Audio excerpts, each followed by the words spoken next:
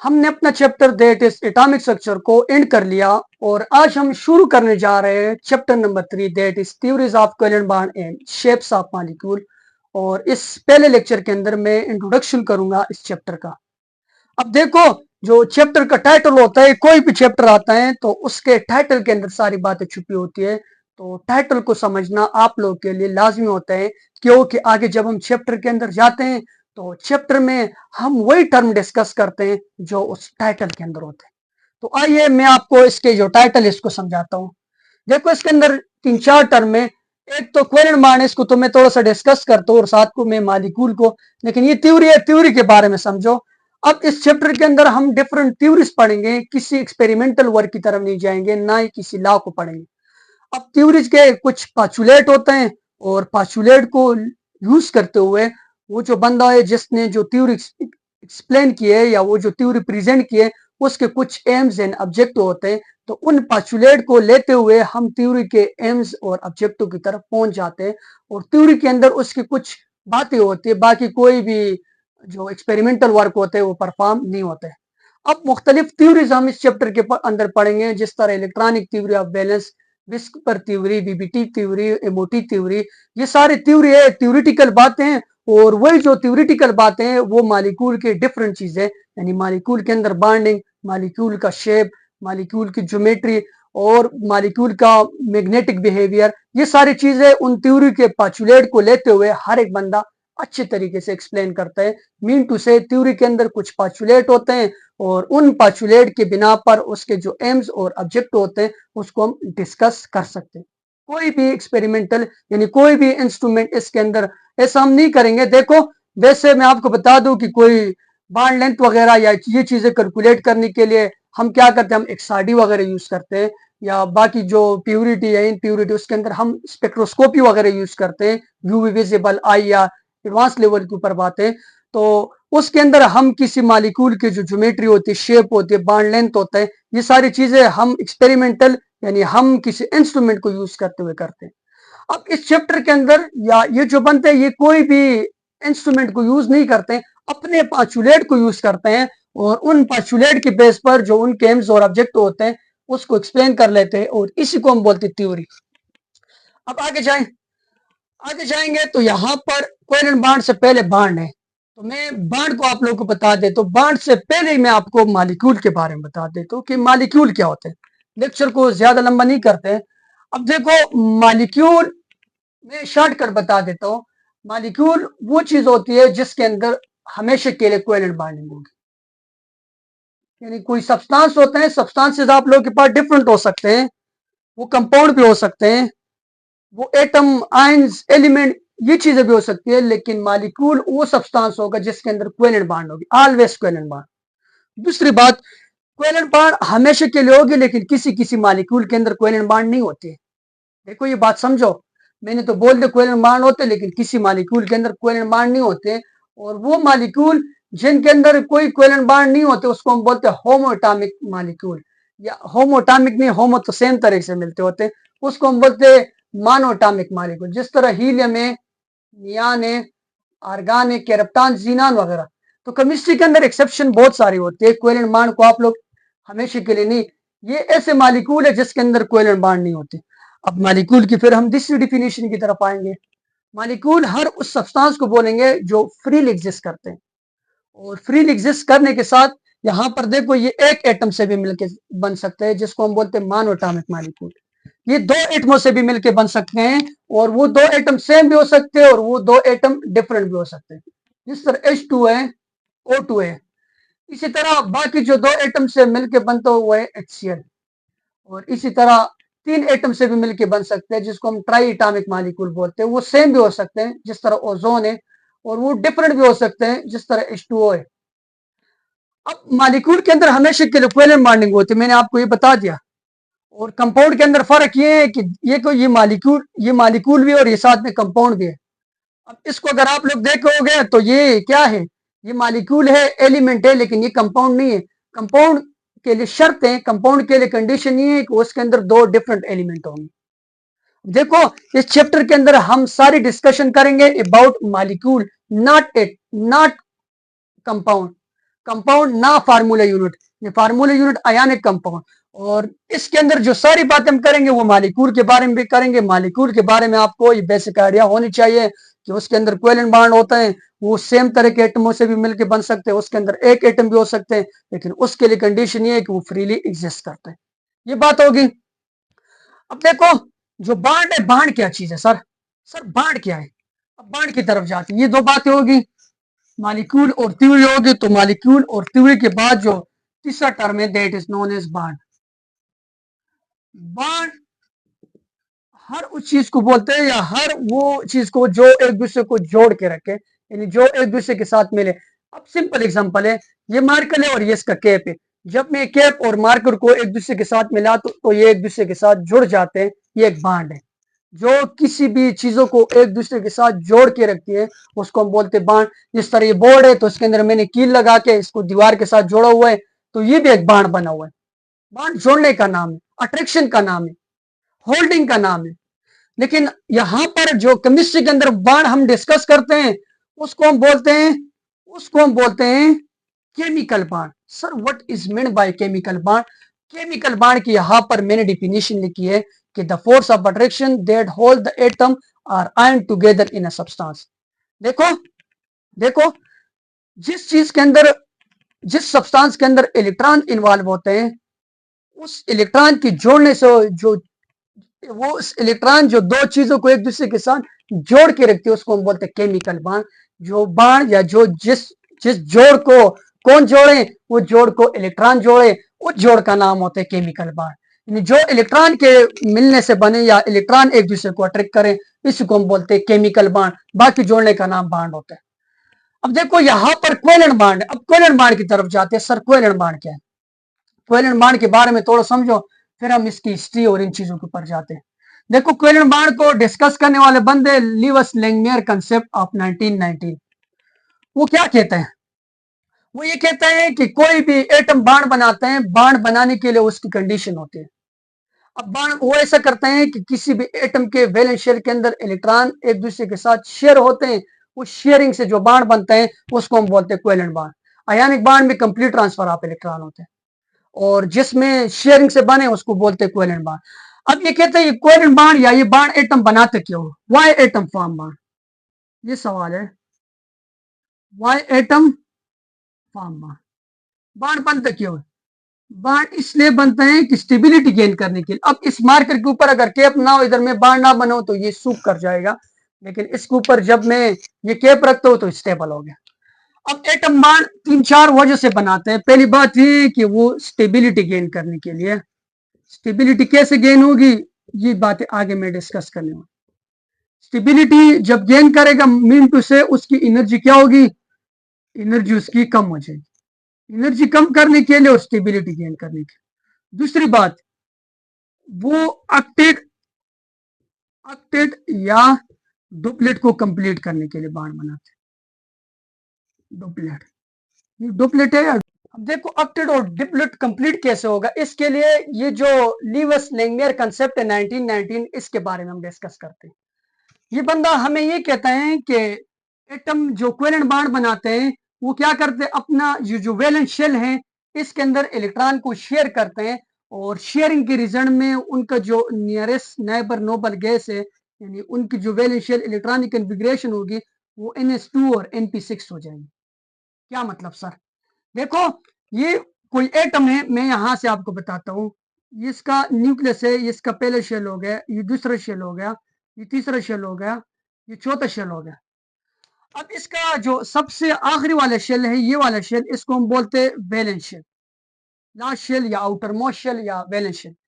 इसके बाद ये जो दूसरा वाला शेल है इसको हम बोलते हैं पेन अल्टीमेट शेल। आखिरी वाले को हम बोलते हैं, दूसरा जो मॉडर्न लैंग्वेज में नाम है या एडवांस के ऊपर जब आप लोग बात करते हैं इसको हम बोलते हैं अल्टीमेट शेल। सेकंड लास्ट को हम बोलते हैं पेन अल्टीमेट बोलते हैं। क्या बोलते हैं? Pen ultimate shell. अब देखो पेन अल्टीमेट शेल के बाद ये जो तीसरा वाले शेल होते हैं इसको हम बोलते हैं anti pen ultimate shell. Antepenultimate या एंटी पेन अल्टीमेट शेल के साथ आप क्या कह सकते हो, पहले सबसे आखिरी वाला अल्टीमेट, उसके बाद वाला पेन अल्टीमेट। आम लैंग्वेज में आप लोग वैलेंस शेल बोलते हो, सही है। या आउटर मोस्ट शेल बोलते हो, सही है। तो दूसरे इसके बाद जो होगा इसको हम बोलते हैं पेनल्टीमेट, इसके बाद वाले को हम बोलते हैं एंटी पेनल्टीमेट। या आप लोग ये जो एंटी पेनल्टीमेट से अंदर जितने भी शेल हैं इसको हम बोलते हैं इनर शेल या कोर शेल। अब देखो ये जो सबसे आखिरी वाले शेल होते हैं, शेल के अंदर क्या होते हैं, इलेक्ट्रॉन होते हैं। अब इलेक्ट्रॉन दो तरह के होंगे, एक वो होंगे जो बॉन्डिंग के अंदर पार्टिसिपेट करेंगे, उसको हम बोलेंगे बॉन्ड पेयर, और एक वो होंगे जो बॉन्ड के अंदर पार्टिसिपेट ना करे, उसको हम बोलते हैं लोन पेयर। ये बातें होगी। अब ये जो लिवस लैंगमियर है ये आपको क्या कहते हैं, ये आपको ये कहते हैं ये जो वैलेंस शेल के अंदर इलेक्ट्रॉन होते हैं, कोई भी एटम अपने इलेक्ट्रॉनों को शेयर करते हैं ये वाली इलेक्ट्रॉनिक कन्फिग्रेशन अटेंड करने के लिए। अब वो वाला बॉन्ड जो शेयरिंग ऑफ इलेक्ट्रॉन से बने उसको वो क्या नाम देते हैं, उसको वो नाम देते हैं कोवेलेंट बॉन्ड। क्या चीज है, कोवेलेंट बॉन्ड। अब ये जो शेयरिंग होती है ये डिफरेंट तरह की होती है। ऐसे भी हो सकते हैं कि एक इलेक्ट्रॉन एक एटम शेयर करे, यानी एक पेयर ऑफ बॉन्ड बने, यानी जिसमें एक एटम भी एक इलेक्ट्रॉन शेयर करे, दूसरे भी एक इलेक्ट्रॉन शेयर करे। इसको हम बोलेंगे सिंगल कोवेलेंट बॉन्ड, जो सिंगल इलेक्ट्रॉन के शेयरिंग से बने, सिंगल कोवेलेंट बॉन्ड। मैं समझाऊंगा, एक एग्जांपल दूंगा। सिंगल कोवेलेंट बॉन्ड वो वाला बॉन्ड जो दो इलेक्ट्रॉन के शेयरिंग से बने, इसको हम बोलते हैं डबल कोवेलेंट बॉन्ड। या एक एटम दो इलेक्ट्रॉन शेयर करेगा, सही है।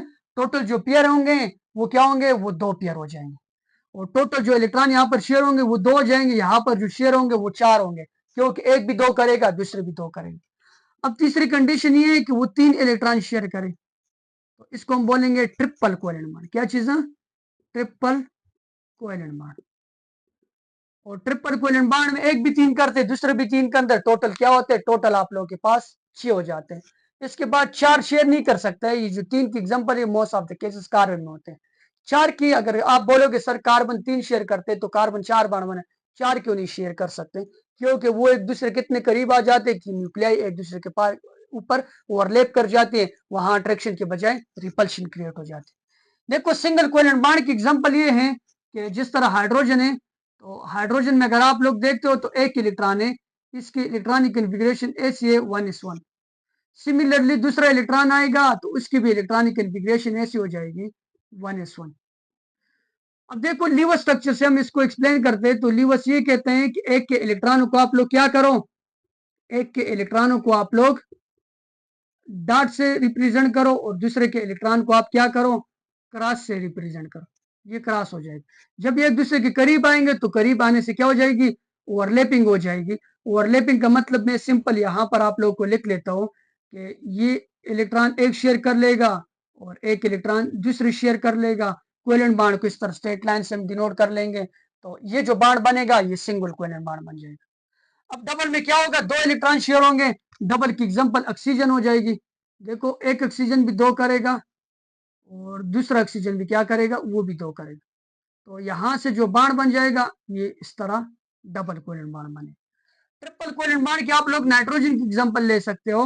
नाइट्रोजन एक तीन करेगा और दूसरे भी तीन इलेक्ट्रॉन शेयर करे। या कि हम इस चैप्टर के अंदर डिटेल से पढ़ेंगे ये एक तीन क्यों कर रहे हैं, दूसरा दो क्यों कर रहे हैं, तीसरा एक क्यों कर रहे हैं, लेकिन अभी आप लोग बेसिक कंसेप्ट समझो। इस तरह शेयरिंग वाले इलेक्ट्रॉन से जो बाण बनेगा उसको क्या नाम बोल रहे हैं, उसको ये बोल रहे हैं कोवेलेंट बाण।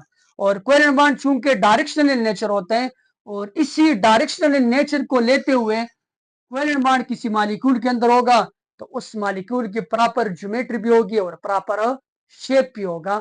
अगर कोवेलेंट मॉलिक्यूल नहीं होगा, कंपाउंड होगा या आयनिक कंपाउंड होगा, तो उसकी ज्योमेट्री और उसकी शेप प्रॉपर नहीं होती। यहाँ पर प्रॉपर ज्योमेट्री प्रॉपर शेप किसके अंदर होती है, जिसके अंदर कोवेलेंट बाण होते हैं। और कोवेलेंट बाण मैंने आप लोग को बता दिया वो किसके अंदर होते हैं, वो मॉलिक्यूल के अंदर होते हैं। अब देखो कोवेलेंट बॉन्ड के बारे में एक थ्योरी होगी कि वैलेंस शेल के अंदर इलेक्ट्रॉनों की शेयरिंग से बनते हैं और वो ऑक्टेट और डुप्लेट को ओबे करने के लिए फॉलो होते हैं। अब हम देखते हैं कि ऑक्टेट और डुप्लेट यहाँ पर फॉलो होते हैं या नहीं होते। देखो यहाँ पर अगर आप लोग नाइट्रोजन को देखोगे या हाइड्रोजन को देखोगे, हाइड्रोजन के वैलेंस शेल के अंदर एक इलेक्ट्रॉन है, दूसरे हाइड्रोजन के वैलेंस शेल के अंदर भी एक इलेक्ट्रॉन है। और एक बात आप लोगों ने याद रखनी है, मैं चीजों को गड़बड़ कर लेता हूँ कभी कभी, खुद भी फिर जब मैं वीडियो देखता हूँ मुझे फील होता है यहाँ पर ये जो बॉन्डिंग के अंदर पार्टिसिपेट कर रहे हैं असल में ये वैलेंस शेल कर रहे हैं। इसके बाद पेनल्टीमेट, एंटी पेनल्टीमेट और इनर शेल पार्टिसिपेट नहीं कर रहे हैं, ठीक। और जो इलेक्ट्रॉन बांड के अंदर हिस्सा लेंगे वो बांड पेयर हो जाएंगे, जो हिस्सा नहीं लेंगे वो लोन पेयर होंगे। मैं समझाता हूं, भी नाइट्रोजन वाले से मैं आपको समझाऊंगा या ऑक्सीजन वाले से। अब इस हाइड्रोजन को अपना वैलेंस शेल यानी नियरेस्ट नाइबर इसका कौन है, हीलियम है, उसके इलेक्ट्रॉनिक कन्फिग्रेशन को अटेंड करने के लिए एक इलेक्ट्रॉन की जरूरत है, और इसी हाइड्रोजन को भी एक की जरूरत है। तो दोनों क्या करेंगे, वो एक दूसरे के साथ इलेक्ट्रॉन को शेयर कर लेंगे, एक के अंदर भी दो हो जाएंगे, दूसरे के अंदर भी दो हो जाएंगे, तो इसका डुप्लेट कंप्लीट हो गया।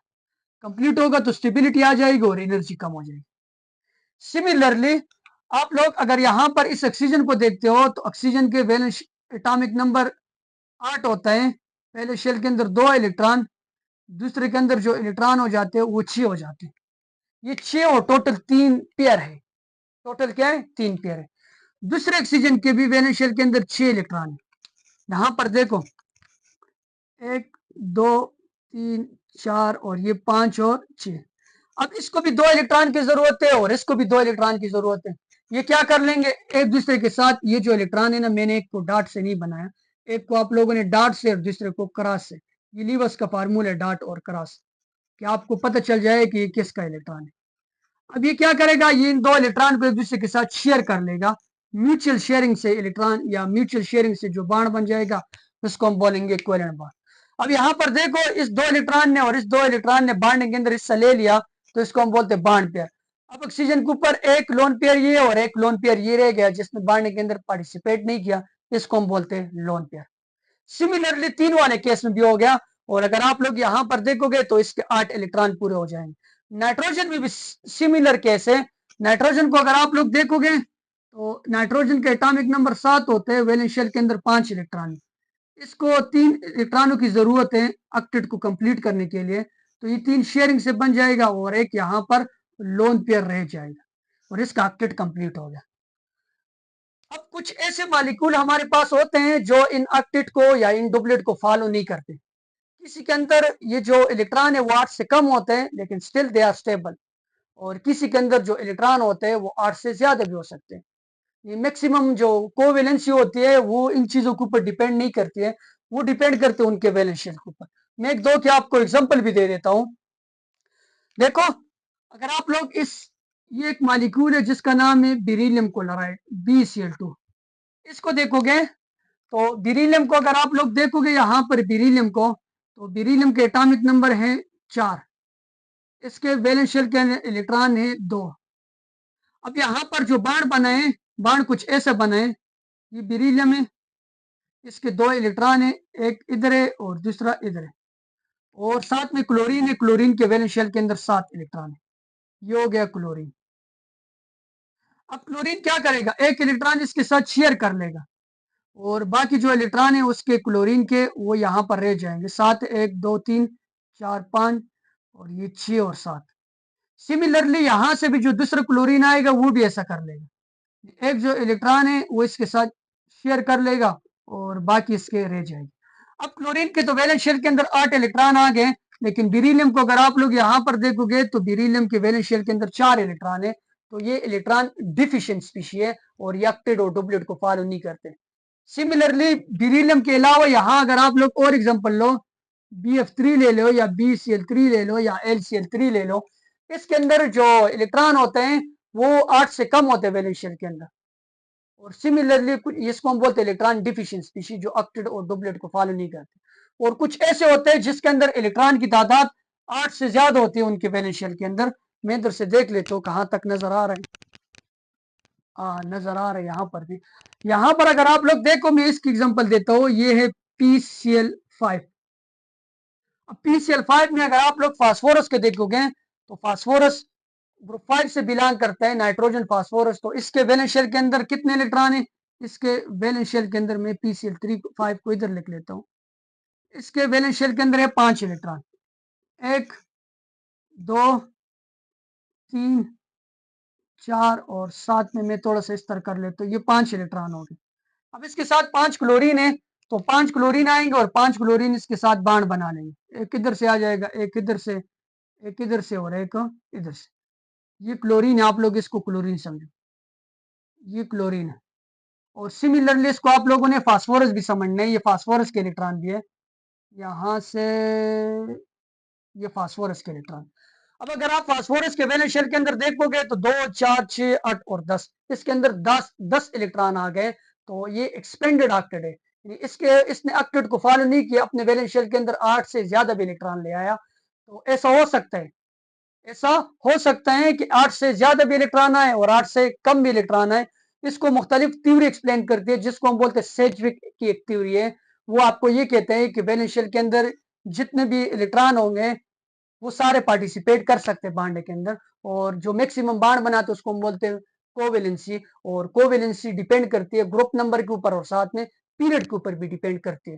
ग्रुप के साथ साथ पीरियड के ऊपर भी डिपेंड करते हैं। मैं आपको एग्जांपल दे सकता हूँ, देखना। मैं आपको और भी बहुत सारे एग्जांपल देता हूँ कि एक्सटेंडर और ये कम वाले और ज्यादा वाले जो इलेक्ट्रॉन है, इसकी बात मैं आपको बता सकता हूँ। मैं एक और थ्योरी को भी एक्सप्लेन करता हूँ। ये तो सेज्विक की थ्योरी आ गई, मैक्सिमम कोवेलेंस। और दूसरे को अगर आप लोग देखते हो, सजन भी एक व्यू है, सजन व्यू। सजन क्या आपको क्या कहते हैं? वो ये कहते हैं कि ये जो फास्फोरस में अगर आप लोग देखते हो, इसके वैलेंस शेल के अंदर 5 इलेक्ट्रॉन है। तो 5 इलेक्ट्रॉन में ऐसा हुआ है कि यहाँ पर ये जो 3 इलेक्ट्रॉन है, इसको 3 इलेक्ट्रॉन की जरूरत है। 3 इलेक्ट्रॉन इसने क्लोरीन के साथ शेयर किए हुए, अपना भी दिया और क्लोरीन वाला भी लिया है। और ये जो चौथा और पांचवा इलेक्ट्रॉन इसने ऐसे किया हुआ है कि क्लोरीन को दिए हैं, लेकिन क्लोरीन से उसके इलेक्ट्रॉन शेयर नहीं किए। मतलब सजन आपको ये कहते हैं कि नहीं, ऑक्टेट और डुप्लेट फॉल होते हैं। वो ऐसा कहता है। पहला वाला कहता है कि नहीं, ये जो सेट्रिक है वो कहते हैं कि जितना मैक्सिमम कोवेलेंसी है, जितना वैलेंस शेल के अंदर इलेक्ट्रॉन है, यानी 8 से ज्यादा इलेक्ट्रॉन भी आ सकते हैं। मुख्तलिफ थ्योरी वो बताते हैं कि 2 को आप लोग 2 के साथ मल्टीप्लाई करो, पहले ग्रुप के लिए 4 इलेक्ट्रॉन, दूसरे के लिए 6 इलेक्ट्रॉन, तीसरे के लिए 10 इलेक्ट्रॉन और चौथे के लिए 16 इलेक्ट्रॉन। ये मुख्तलिफ फार्मूले उसका, उसकी तरफ मैं नहीं जाता, वो एक्सप्लेन हो जाते हैं। मैं आपको ये चीज एक्सप्लेन करूं। जो सज्जन है वो आपको ये कहते हैं, अगर आप फास्फोरस को देखोगे तो ये क्लोरीन है, वो कहते हैं कि ये क्लोरीन है और ये क्लोरीन है। यहाँ पर कोवलेंट बांड बने हुए हैं, लेकिन यहाँ पर ये बांड जो बने इसको वो क्या नाम देते हैं? इसको वो सिंगलेट बांड देते हैं। और ये हाफ एरो से उसने रिप्रेजेंट किया है। मतलब ये है कि 3 के साथ क्लोरीन ने अपना इलेक्ट्रॉन शेयर किया है, और ये जो चौथा है इसको फास्फोरस ने अपना इलेक्ट्रॉन दिया है, लेकिन उनका इलेक्ट्रॉन नहीं लिया हुआ है। ये एक type of coordinate covalent bond है, लेकिन इसको वो इस वक्त कोऑर्डिनेट कोवलेंट बांड का नाम नहीं देते। इसको वो क्या देते हैं? इसको वो सिंगलेट का नाम देते हैं। सिंगलेट का नाम कौन देते हैं? सिंगलेट का नाम इसको सर्जन देते हैं। सही है, SUDGEN, ये इसकी स्पेलिंग है। अब देखो, यहाँ पर मैंने आपको बताया कि ये जो फास्फोरस वगैरह है या सल्फर वगैरह, क्लोरीन वगैरह, ये जो है ना, ये आपके पास ऑक्टेट और डुप्लेट को फॉलो नहीं करते, ये ज्यादा बांड भी बनाते हैं। अब ज्यादा बांड हर एक बना सकते हैं सर, मतलब क्या है सर आपका? मैं ये नाइट्रोजन की एग्जांपल लेता हूँ। नाइट्रोजन के साथ यहाँ पर ऑक्सीजन है और इसके साथ यहाँ पर फ्लोरीन है। ये सेकंड पीरियड के मेंबर है। इसी तरह यहाँ अगर आप लोग देखते हो थर्ड पीरियड में ये फास्फोरस है, यहाँ पर सल्फर है और यहाँ पर कौन है? क्लोरीन है। अब वो कहते हैं कि ये जो बांड होते हैं ये ग्रुप नंबर और पीरियड नंबर के ऊपर डिपेंड करते हैं। पीरियड के ऊपर भी डिपेंड करते हैं, मैं समझाता हूँ, ग्रुप के साथ पीरियड के ऊपर भी। अब यहाँ पर जो वैलेंस इलेक्ट्रॉन है वो 5 है। तो सर क्या ये 5 बांड बना सकते हैं? नहीं। ये जो बांड बनाएगा नाइट्रोजन, ये अपने ग्रुप के लिहाज से बनाएगा, ये 3 बांड बनाएगा।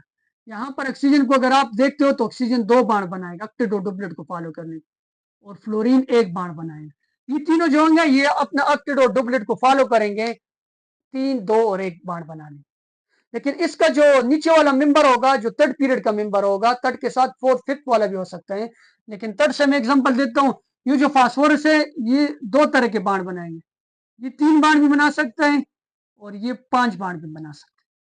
वहां पर देखो, सल्फर में अगर आप आओगे तो सल्फर 2 बांड भी बना सकते हैं, सल्फर 4 बांड भी बना सकते हैं, और सल्फर 6 बांड भी बना सकते हैं। एग्जाम्पल दूंगा ना, एग्जाम्पल के बगैर नहीं छोड़ूंगा। क्लोरीन को अगर आप देखोगे तो क्लोरीन 1 बांड भी बना सकते हैं, क्लोरीन 3 बांड भी बना सकता है, क्लोरीन 5 बांड भी बना सकते हैं, क्लोरीन 7 बांड भी बना सकते हैं।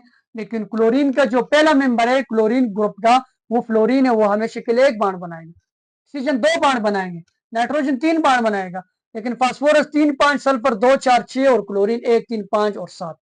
अब ऐसा क्यों होता है? इसकी मैं आपको एग्जांपल देता हूँ, और इसकी एग्जांपल आगे आप लोग जाकर ये जो बीबीटी थ्योरी है इसके अंदर डिटेल से पढ़ लोगे, लेकिन यहाँ पर मैं आपको शॉर्ट सा बता देता हूँ। मैं सिर्फ मालिक्यूल की एग्जांपल देता हूं, अभी मैं ये नहीं बताऊंगा कि किस तरह 4 5 6 बाण बनाते हैं। देखो फास्फोरस की तो मैंने आपको एग्जांपल दे दी, PCl3 और PCl5। सल्फर के केस में अगर आप देखते हो ये 2 बाण बनाते हैं तो इसकी एग्जांपल H2S। सल्फर 4 बाण बनाते हैं तो इसकी एग्जांपल SO2। सल्फर 6 बाण बनाते हैं तो इसकी एग्जांपल H2SO4। अब मैं सिर्फ एग्जांपल दे रहा हूं, आगे मैं बताऊंगा कि फ्लोरीन वाले क्यों नहीं बनाते और ये क्यों बनाते। क्लोरीन को अगर आप लोग देखते हो, क्लोरीन 1 बाण बनाते तो इसकी एक well known example HClO। Chlorine 3 बाण बनाते तो इसकी एग्जांपल है HClO2। क्लोरीन 5 बाण बनाते तो इसकी एग्जांपल है HClO3। क्लोरीन 7 बाण बनाते तो इसकी एग्जांपल है HClO4। अब यहां पर अगर आप देखोगे क्लोरीन 2 बाण नहीं बनाते, क्लोरीन 4 बाण नहीं बनाते, क्लोरीन 6 बाण नहीं बनाते, सल्फर 1 3 और 5 नहीं बनाते। इसके पीछे भी लॉजिक है कि ऐसे क्यों होता है सर। अब यहां अभी अगर मैं आपको बताऊं तो फ्लोरीन के अंदर डी ऑर्बिटल अवेलेबल नहीं है और क्लोरीन के अंदर डी ऑर्बिटल अवेलेबल। थोड़ा सा मैं बता देता हूँ कि सर ने बता दिया और आगे छोड़ दिया। मैं देखता हूँ कि ये जगह नजर आ रही है नहीं। हाँ, इधर इधर ही मैं बना देता हूँ। सल्फर वाली ऑक्सीजन वाली केस को मैं लेता हूँ। अब अगर आप लोग ऑक्सीजन को देखोगे, एटॉमिक नंबर 8 है, इलेक्ट्रॉनिक कन्फिग्रेशन बैलेंस शेल वाले भी आपको आने चाहिए। लास्ट टाइम मैंने डिटेल से दूसरी इलेक्ट्रॉनिक कन्फिग्रेशन बताई हुई। इसकी वैलेंस शेल इलेक्ट्रॉनिक कन्फिग्रेशन है 2s2 2p4। क्योंकि अब हमारा सारा काम वैलेंस शेल के साथ है। बांड के अंदर जो इलेक्ट्रॉन पार्टिसिपेट करते हैं वो वैलेंस शेल वाले होते हैं, बाकियों के साथ कोई काम नहीं है आप लोग का। देखो एस तो कंप्लीट है, लेकिन पी में अगर आप लोग देखते हो तो पी के अंदर 4 इलेक्ट्रॉन है, 1 2 3 4। अब यहाँ सिर्फ 2 इलेक्ट्रॉन है जो क्या है, जो अनपेयर है। और ये जो अनपेयर इलेक्ट्रॉन होते हैं ये असल में बांड के अंदर पार्टिसिपेट करते हैं। एम्प्टी ऑर्बिटल और फुलफिल ऑर्बिटल पार्टिसिपेट नहीं करते, बीबीटी में बताऊंगा। अब कोई यहाँ पर शेल नहीं है कि वो आए और यहाँ पर जंपिंग करके बाण बना ले।